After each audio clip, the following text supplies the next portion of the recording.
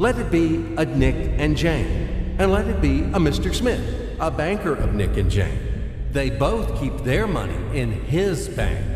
That's why we use the title Mr. Smith with respect. Nick really wants to buy, well, let's say Jane's bicycle, but he has no money. More precisely, he has money, but not enough, only $10, while Jane wants $100 for her precious bicycle. That's a problem. What should Nick do? Well, this bicycle is so desirable.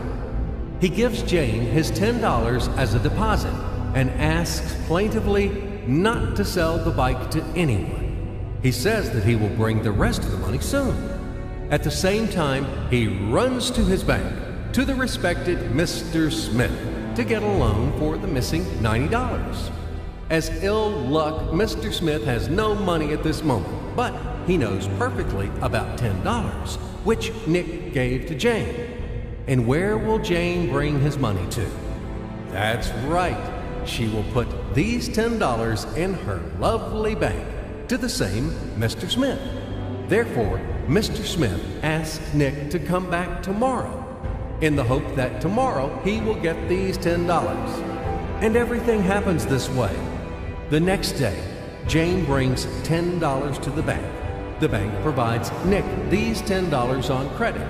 Nick immediately gives them to Jane. She again puts them in a bank. The bank again provides Nick these $10 on credit, etc. As long as Nick the fool will gather enough money for the bicycle. Don't you get confused yet? Be patient, I told you. These demons have been trying to confuse you during 1,000 years. These damn economists and financiers. But anyway, we will figure everything out.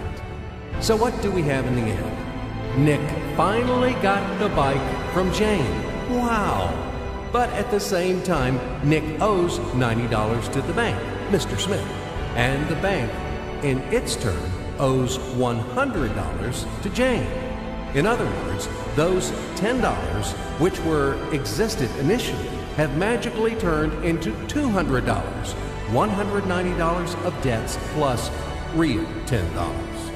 But these $10 would also turn into $1,000, even in $1 million or $1 billion, if Nick would make a more expensive purchase. In this case, our $10 would make the increasing number of its cycles, circuits from hands to hands. That's it.